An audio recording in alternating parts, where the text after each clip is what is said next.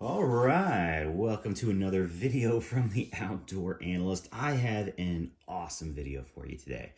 This is going to be basically a comparison of two of my favorite axes, essentially of all time, and after about a decade with each. So it's going to be kind of like a decade review about which one is, best for what situation. Is it something that might work well for you? Did they live up to my expectations? And we are talking about the Gransfors Bruk's outdoor axe, and then also the Gransfors Bruk's small forest axe.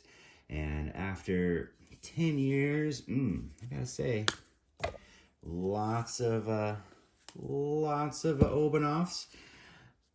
These sheaths have held up pretty darn well, and they get better every time I do them. I'm about to do my axe maintenance for the year, so I figured it's just great to pull these out, get them all taken care of, and these sheaths have held up very, very well. Kind of thin leather, but if you open off them and keep them up every year, they stay nice, supple, strong. Just absolutely beautiful. Are they super, super, super high quality?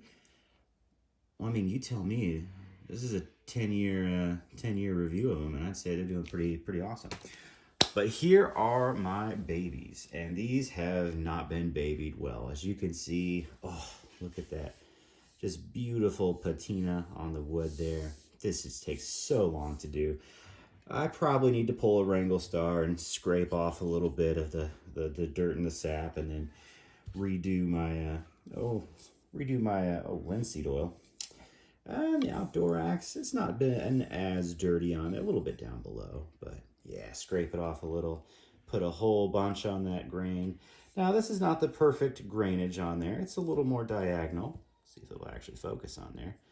Boop. Yeah, maybe it won't focus, but it's still pretty good grainage. It have had no issues with it whatsoever. Small forest axe, that is almost vertical. That is nearly perfect. Fantastic grain on there. The eyelet, eyes have held up so well. No gaps in there. Outdoor axe has always had a little bit of something up there, so I've tried really hard to make sure that I linseed oil that a lot to make sure there's been no issues, but there has never been a single bit of movement on there whatsoever, and the collar has held up great. Over the years, I have taken there's a little bit of a chip on this one. I have not brought the edge all the way back to get rid of that chip. Honestly, it's just been no point for me. And how's the edge on this held up over 10 years? I took off a big chunk of it doing something crazy and sort of profiled the top. Am I gonna pull it all the way back to make it look beautiful? No, this is still incredibly useful. Until I start really nailing down through this, I'm not gonna mess with that at all. So it looks almost like a V edge up top. It's not, it's convex all the way through. But it is, yeah, it's taken some abuse, and that was true abuse on that. So what are these good for? That's just kind of the condition over 10 years. I'd say excellent. They've got easily another 10 in them without even a question. No problem whatsoever. I picked up my small forest axe first, and it's pretty much what I would consider to be a bushcraft axe, or really what I have found an all around the house axe. It is fantastic for the property. It is the perfect size. It's a 2-pound head, fairly thin cheeks, so not a crazy splitter, but an amazing cutter. And it's a 19-inch handle, which means it's perfect for 2 hands. It's about the smallest two-handed axe with a 2-pound head that you want to go for, which is what it's for. It's for traveling. It's the smallest, or it's the largest axe that I will travel with, that I will take great distances. So what does that mean? It's a compromise axe. Easily, it's a compromise. But I'd say in reality, what is that, like a 3-inch blade on there roughly? That's about the size of the tree that it'll take down comfortably and very quickly. That's really where I'm kind of at. Even the same with the outdoors axe. Size-wise, this is 15 inches on the handle. It's a 1-pound head, so this thing is tiny. It is a tiny head, like 2.5-inch blade on there. And that's about the size of the tree max that you'd want to ever take down. Are these felling axes? No, they are not. These are not meant for taking down big trees. That's not the point of this. Are they great for making shelters? Sure. You can definitely take down 2 and 3 inch trees without even a question. You really max out probably at that 3-inch tree with this. You wouldn't want to do a 5-inch tree, that'd take you a very long time. And then this, you could actually take down a big tree if you needed to. You could fell one, but it's not meant for that. I mean, it's kind of the borderline limit of doing it. Have I done it? Yes, I have. Is it meant for it? No. This is really meant for 2 and 3 inch trees, bucking up trees. Oh, this is a laser beam for bucking up trees. Oh my gosh. So that's what I really picked this thing up for. I wanted to be able to travel with this and take down stuff I need to in the property, on the trails. And over the years, somebody's got trees that are down, I'm grabbing the chainsaw, I'm grabbing my small forest axe. And it has been immaculate at taking down decent trees on the property. When a tree falls or a really large branch, I need to buck up and split up for either firewood, kindling, just for the heck of it. Grab the small forest axe. If a small branch falls, not super thick, I'm grabbing the outdoor axe, and I'm just gonna, set that on a piece of wood and kind of run through it like a chef, essentially, to chop it up. And this is amazing for that. But they really are completely separate. This is a much smaller axe. It's a smaller head. It's a smaller just blade on there. It's a 1 pound. I'm gonna still call it an axe. It's definitely a specialty tool. This was invented, I think, created by, was it Lars Felt? Really the Swedish Special Forces guy who makes tools for him. That was kind of his version of the perfect survival axe. This is pretty much like the perfect bushcraft axe, essentially. They are completely different. And did they hold up to my expectations? The small forest axe, absolutely, because I got this to essentially just be around the house, around the property, laser beam, and it actually exceeded. This thing chops like crazy. It's an okay splitter. It does not have a huge wedge on those cheeks, and that's okay. Profile wise, the outdoor has a much wider wedge on there, so it's more meant for splitting. This is more meant for chopping, and it does such an incredible job at that. I picked this one up personally to be kind of like really the campfire tool, the perfect campfire. I thought because it had that profile, it would be an immaculate splitter. So what is this axe? It's more of a jack of all trades, master of none. It excels at chopping. I was surprised. It's kind of like a tomahawk. It's what this really essentially is. It's a souped up tomahawk. Excels at chopping, taking down smaller trees. You can laser beam through them.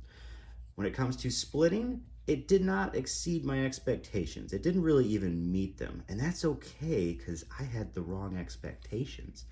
This is a 1 pound head. This is tiny. There's not a lot of weight behind it. How it gets that power is because the handle's longer. So when it comes down to kind of like splitting and doing that, it doesn't do as well as a shorter hatchet with a 1.5 or a 2 pound head. But it makes up for it with the length. So you have to have it a little more velocity, and that's where it picks it up. Around the camp, it's not as campy as I was expecting. For traveling and distances, if I'm going in a kayak or doing a couple night trip, this is perfect. It's the perfect size. If you're doing a small shelter, doing small fires, this thing is excellent. If someone tells me, hey, we're going on a couple day trip, and guess what? We're not doing our hammocks. We are actually gonna make some shelter and sleep under it. Well, yeah, okay, now the small forest axe is coming out because that's what it's planned for. If I'm there to really fell some stuff or really buck up and take out some dead standing trees, this is really coming along. So they're definitely meant for two different things, and they're both actually compromises. This is not a full-on felling axe. This isn't even a Scandinavian size axe. This is a small forest axe. It's truly a smallest you really want to go and actually do work. Can you use 2 hands on the outdoor axe? Yes, but it's just better with one. If you really need to get some power into something, yes, you can use 2 hands. It's really not made for it though, but it does excel. It's long enough to do it, but really that 19 inch is where you're at. But let's talk about size. When you're going out and traveling with this is pretty heavy, and this does not fit in a pack. It's gonna have to hang outside. So what does that mean? Do I travel with this? Not really. This is for around the property. Or if you're hopping in a UTV or ATV, great, chuck that on the back. If I'm doing a kayak trip, like I said, where we're making shelter, that's okay because I'm not carrying it. I can throw it in the kayak. If I'm going distance, I'm taking the outdoor axe. It is the all-around jack of all trades axe, and it is fantastic. It's so small. When it comes down to doing feather sticks, this is basically like having a little knife. It does such a good job at those. Can you one-hand your small forest axe? Absolutely. Matter of fact, it's super comfy up here. But it's a lot heavier, and it's not as tapered as the outdoor axe, so it doesn't do it as well. But you can also really truly one-hand this when swinging. I really do enjoy that. It's kind of the limit for a one-hand swing. As big as you'd want to go, or heavy as you want to go for that. So where do you go from here? These are excellent tools. I love these. Have I broadened my horizons a little bit and gotten different things? Yes. After I tortured this one, I was building a fence a weekend with the fam, and we did not have an axe. We ran into a tree that should not have been there. Some crazy roots that were in the ground. So what happened? Didn't have time to go get an axe. We were renting equipment at this point. So I was like, I brought my small forest. And that's where I got some real damage on there. It was hitting dirt. It was hitting rocks in the ground. It was smoking roots. Was I a little sad? A little bit. Did it get the job done super fast? Yes, it did. How did I get the chip on this one? I think I hit some sand inside of a tree once, or maybe when I was coming down, there's actually a rock on the, or some, there's always rocks in between the dirt. Yeah, got a little chip. Was that a problem? Nah, I filed out pretty fast. Stropped it back up, and yeah, you can strop these back up. This baby is basically hair shaving sharp because it's a nice, beautiful convex edge. This baby's hair shaving sharp, and it's pretty thin up here too. So these things just chunk wood out like nobody's business.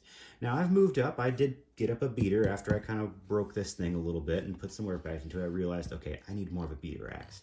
So yes, I did pick up, what did I pick up? A Cold Steel Trail Boss. And that thing's worked great. It's a much bigger axe, but for doing stupid stuff or tree roots, that axe is amazing. For even felling trees, that's pretty good too. It's pretty big. Have I got something that works around the camp a little better than this?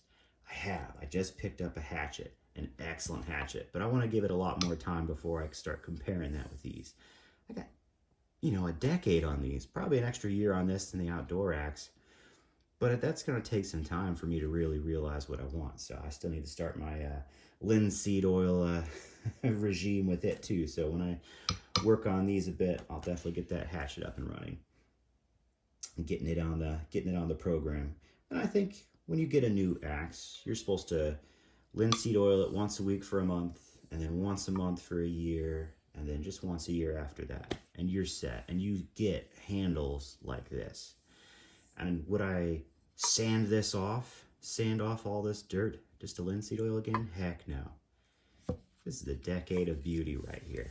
Might scrape some of that dirt off, some of that sap, and then I'll linseed oil it.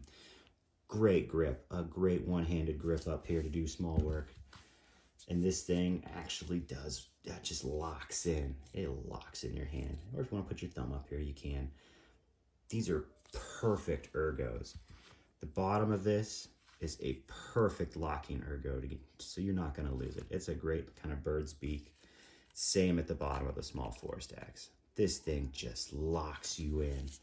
It just locks you in. It's so excellent. The ergos on these Swedish axes, I think that's one of the main reasons you get it, plus that perfect geometry for what they're meant for. Did I kind of err a little bit in what this is meant for? I did, but I've learned to love this thing. Let's see, who's the stamp on this one? I got EB, who made my outdoor axe. Maybe hung it a little off. That's okay. It still held up perfectly for that long. Who's got this one? MF. That's my MFer. Boy, that boy did a good job on this sucker. This thing has been perfect for me. Just perfect for me. Aren't these beautiful? These are beautiful tools. If you're going to use an axe, I think these are great. Just know what they're for. Great for small tree work. Great for around the property. This thing's been just a lifesaver. This is a wonderful traveling axe. If you're going out to the woods, you're going to put in some miles, and you want to take a little axe with you, something that you could build a shelter if you need to, build great fires, do a little bit of decent splitting. Yeah, it's your survival axe. It's like an SE6 of the axe world. Good at a lot of things, great at nothing, I feel like. This is really cool. This is the Surpriser. Easy to throw in your bag, 15 inches. Still doable with just about any pack. This is a little bit big for packing for me, unless you know you're gonna be felling some stuff and doing lots of work. And then, yeah, this thing is just a laser beam. Just a laser beam. Okay, well, hey, I hope you enjoyed that. Here's the sheaths with these suckers. They have just held up so well over a decade. I've loved them. Some people say they're a little thin, and originally I thought they were a little thin and floppy. Oh, little corrosion going on there. I gotta work on that. But yeah, buttons have been excellent. These have been in all types of weather, and over the years, I just open off them at least once a year, and they've gotten darker, they've gotten more beautiful, just like these handles. They just age to perfection. As a good axe and a good sheath should. So there we are. I hope you enjoyed this video. Please like, subscribe. I'm a small channel and I definitely appreciate it. So take a minute, give me a thumbs up, and yeah, leave a comment if you want to. What's your experience with these? I'm gonna guess it's been pretty excellent. So yeah, those are kind of my opinions, what I use them for, what I feel like they do a really great job for. If you want this to be a true felling axe, get something bigger. If you want this for just something around the house to take care of pretty much everything around an average property, perfect. If you want this to be your perfect hatchet, it's not a hatchet. This is way smaller than a hatchet, but it does chop a whole lot better than a hatchet. So pick what you're going for. I've actually supplemented it. I've got a bigger thing. I've got a hatchet that's a little bit smaller with a bigger head. Just depends what you're looking for. But man, these are excellent tools. I've been nothing but impressed. Any damage that has happened has been absolutely user error, and it's pretty easy to fix. So yeah, excellent. Excellent tools. Are they worth the money? I think so. If you want something that's hand forged, well, I mean, they use machines, but it's a man that's behind it, and he puts his maker mark. You know who made this. Well, it could be a woman, I guess, but I'm pretty sure they're all men when I read all their bios. And you can read about these guys. That's the coolest thing in the world. What a cool company. I definitely would support them. I may get a Scandinavian axe coming up next, so we'll see. Maybe a few years down the road. All right. Thanks for hanging with me, and I'll catch you on the next one.